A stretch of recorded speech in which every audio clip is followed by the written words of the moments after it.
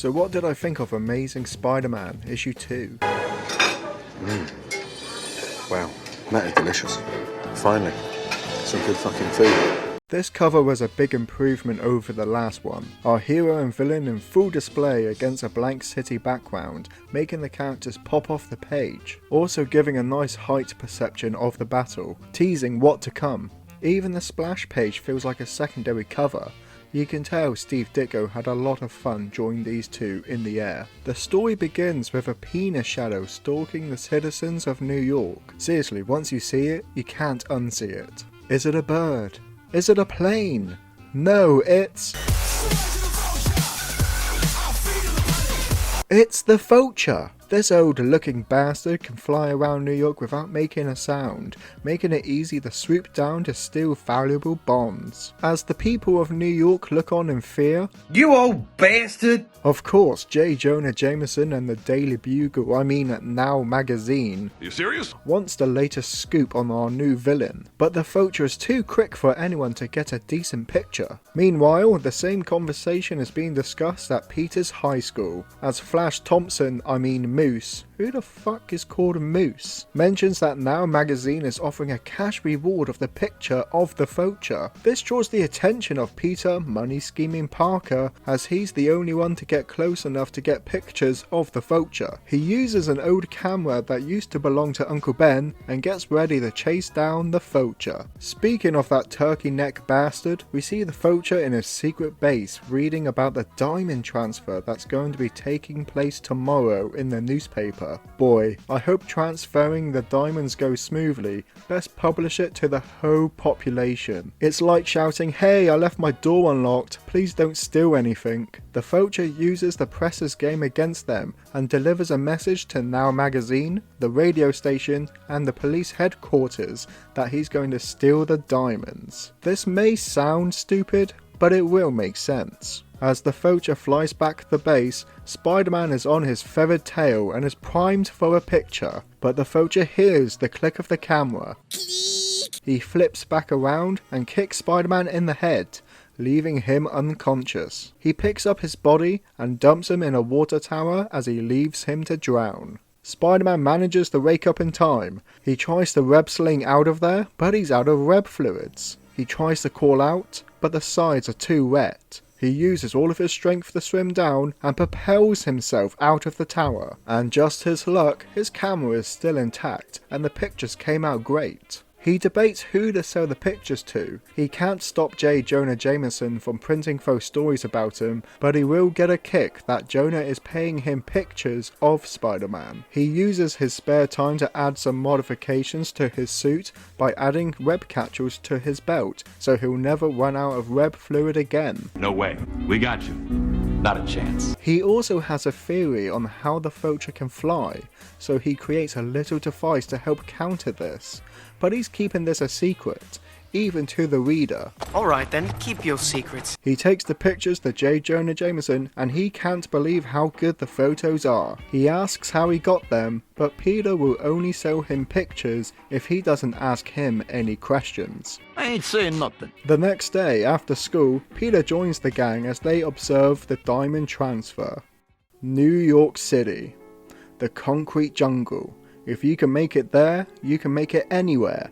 The city with the best restaurants, museums, home of Central Park and the Statue of Liberty. And what do our main characters decide to do? They watch diamonds being transferred. 1960s were weird. The police keep an eye on the sky for Vulture's attack, but never suspected a sneak attack from the ground. He grabs the diamonds and swoops through the sewers to escape. Peter Parker springs into action, not because it's the right thing to do, but maybe he won't get any more pictures of the Vulture. He scales the rooftop and spots the Vulture using his spider sense. The Vulture spots him, does a loop behind him, and knocks Spider-Man off the edge. However, thanks to his new web shooters, he clings on for dear life and tests out his new gadget which sends them both crashing to the ground. Spider-Man is able to web onto the side of the building, while the Vulture's spiral formation breaks his fall on a near rooftop. The cops are hot on Vulture's tail, retrieve the diamonds, and arrest the Vulture. Go to hell, you old bastard. Spider-Man later reveals it was an anti-magnetic inverter that caused the Vulture to fall, as his flying powers are harnessed by magnetic powers. Yes, science! Peter sells his pictures and tells Aunt May the rent has been paid off and he's going to buy her a new kitchen. Either Jameson pays ridiculously well, or rent was dirt cheap back in the 60s. Also, the Vulture was put in prison, plotting his revenge towards Spider-Man. That's it, right? We can stop there. It's not like there was another story in this comic that we have to go through. Right? Right? Ah boy, here we go. The Terrible Tinkerer. A bit of foreshadowing on the story to come. On to the second part of the issue, and let's just get this over with. Peter is at school and he gets scouted by an electronics professor to work on his project. He wants him to pick up a radio he dropped off for repair at the Tinkerer's radio repair shop. Peter heads down and meets the Tinkerer himself with a face like a saggy ballsack. But Peter's spider senses pick up some odd electronical impulses while the Tinkerer heads down to the basement to pick up his radio. However, it isn't an ordinary radio, as it's being tampered by aliens. Okay. He picks up the radio, but senses something fishy when the Tinkerer is only charging a dime for the repairs. That seems a little low. Back in the lab where some mad science shit is happening, Peter is sensing the same jazzy radio impulses he sensed back at the repair shop. He waits before the professor to leave before investigating the radio. He discovers the impulse is coming from the radio. Enough playing around, says Spider-Man as he swings back to the repair shop, goes down to the basement to discover the Tinkerer and the aliens are working side by side as they mod everyone's radios to become secret cameras to spy on the people of Earth, learning their secrets to make their invasion easier. Spider-Man can't believe what he's seeing. Until... You picked the wrong house, fool! He leaps and dodges the alien attack as he fights them all off at once. Until the Tinkerer blasts him with his ray gun, which would kill most humans, but only stuns Spider-Man. They lock him up in an airtight container. Spider-Man must escape before he suffocates. He aims his web shooters with precision and hits the escape button. He punches one of the Martians, causing them to shoot the control panel by mistake, which sets the repair shop ablaze. The aliens escape while the Tinkerer is left behind. Hold on, laughing boy, you're not going anywhere. They were just doing their duty to whatever planet they were from. But you traitor. Oh, okay! Well, that makes it okay then! As they scuffle, the smoke becomes too much for Spider-Man and needs to make a quick escape. The Martians escape in their rocket, while Peter's professor returns to the lab as he swore he saw an alien spaceship. But he puts it down to his imagination. Peter would do the same, but the mask he yanked off the Tinkerer's face suggests otherwise. Well, I hope that is just a mask, Peter, or else he just ripped a man's face off. Which can only mean...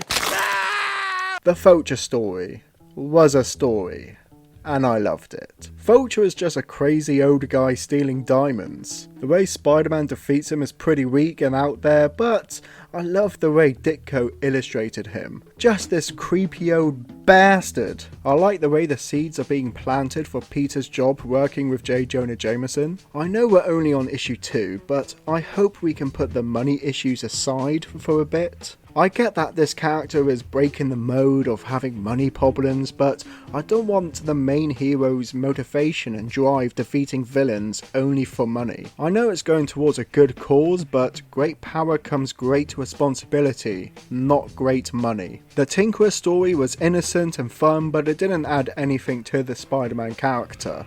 It's the first appearance of the Tinkerer, and it leaves a bit of a mystery of the ending, but... aliens? In a Spider-Man comic? Leave that shit for Fantastic Four. I want Spider-Man to deal with zany animal villains like the Vulture, not aliens, by issue 2. I hope the next issue introduces another worthy foe, like a spider's natural enemy, like the octopus. This would have been a B, but the Tinkerer story drags it down to a C+.